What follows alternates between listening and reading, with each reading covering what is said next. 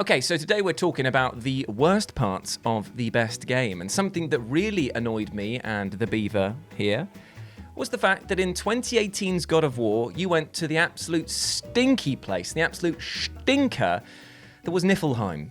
You know, that place that has gas and randomized, pseudo-randomized level bits, but it was terrible. Absolutely terrible. And the thing is, I loved this game. I still do. I think it's one of the best games. And say it with me, Beef, of all time. That's it. You're just going to move my mic arm away. Thank you very much. Very professional here.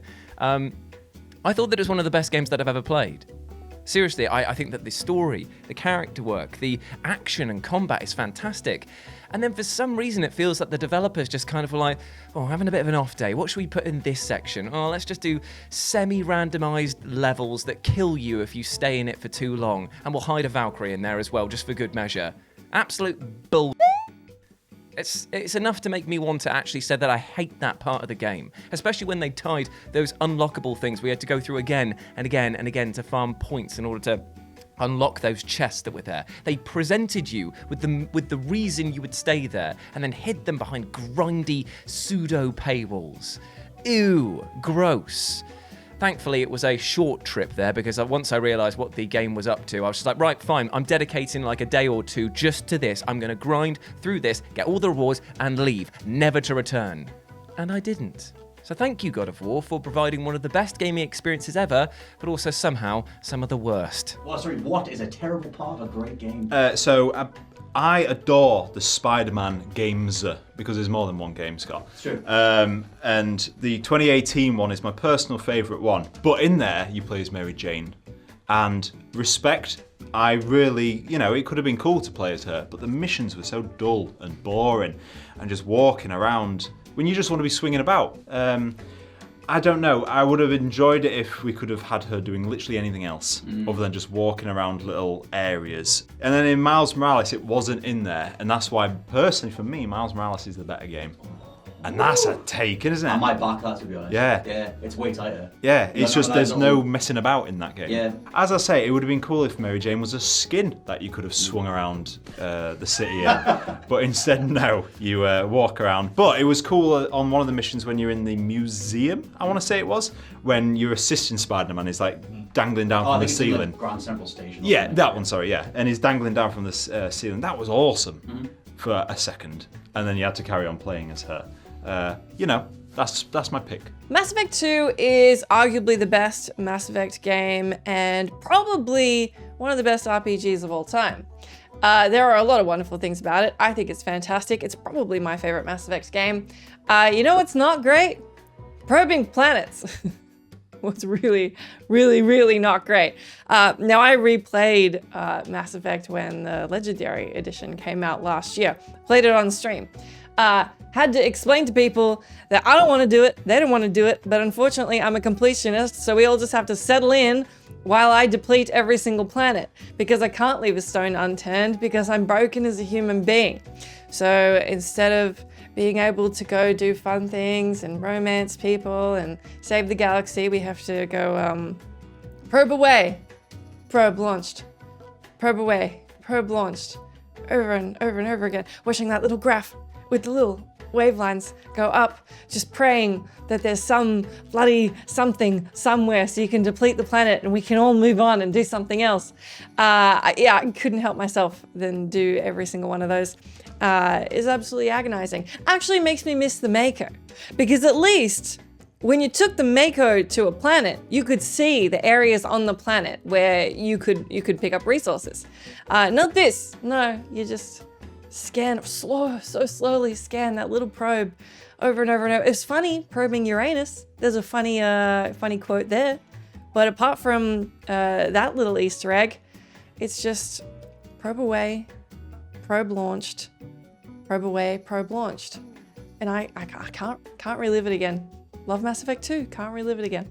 Scott, what was the worst part of an incredible game? Let me tell you, let me do a little bit of spoilers, very mild spoilers for God of War Ragnarok. It's at the very beginning of the game, the first 10-ish hours or whatever it is. It's playing as Atreus when you have to play as him in this whole dragged out section at the worst part of the story where you just want to crack on as Kratos and do all the stuff, all the thematic resonance, all the richness, all the great stuff that's in the rebooted part of God of War. You just want to get to all that stuff about Kratos being a dad and all the things, all the different trials and tribulations that he's dealing with, and you just don't care, or I don't care, about what Atreus is thinking in that moment. I actually couldn't believe that the camera panned away from Kratos and went down to Atreus, and then you know that camera sort of resets behind a character and you realize, oh, it wants me to do stuff now. I've just never been less engaged with a part of a story as in that moment. I just didn't care about Atreus in that moment or playing as him. I just wanted to do Kratos stuff.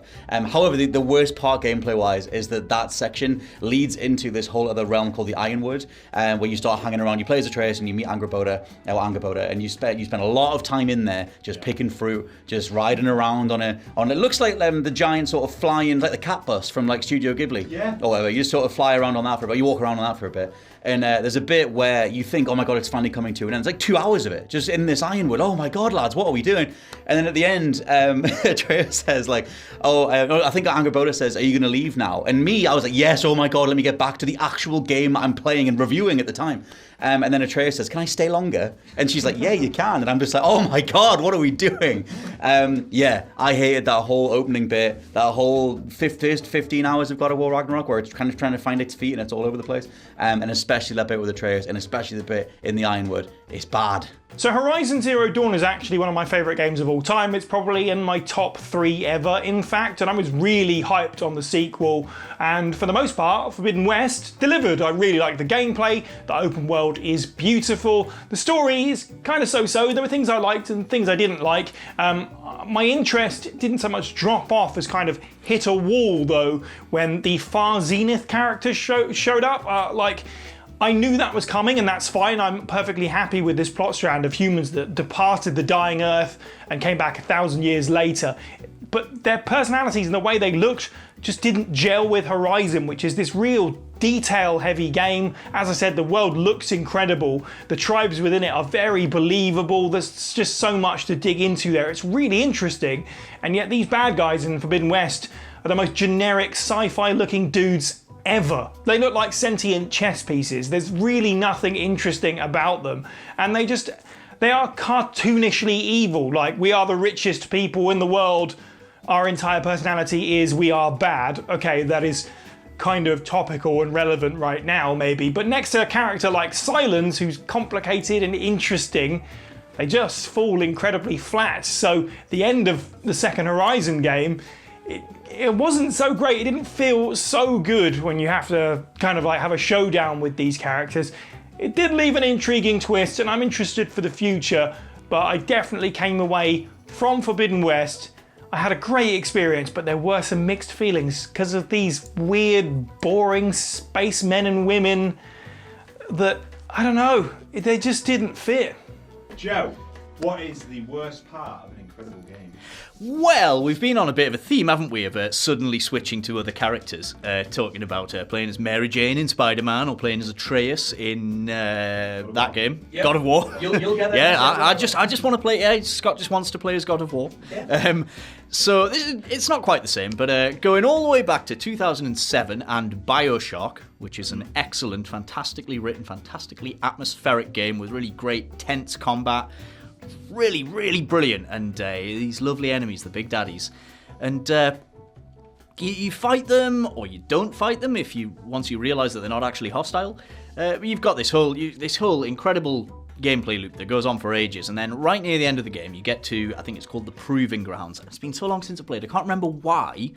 You have to then disguise yourself as a big daddy and become a big daddy, but you think, oh, that's a cool idea. Maybe I could stomp around as a big daddy, but all that means is you then escort a little sister around while she goes to a load of corpses and really sluggishly drains them of Adam, and you just gotta defend her from waves of these spliced up people, splicers even. You know, just this game, it turns into an escort quest for the last chapter, and it's just absolutely unbearable. It's poorly managed, and it takes far too long. It's just a completely stupid gameplay shift, much like what's been talked about already, and it's absolutely infuriating. And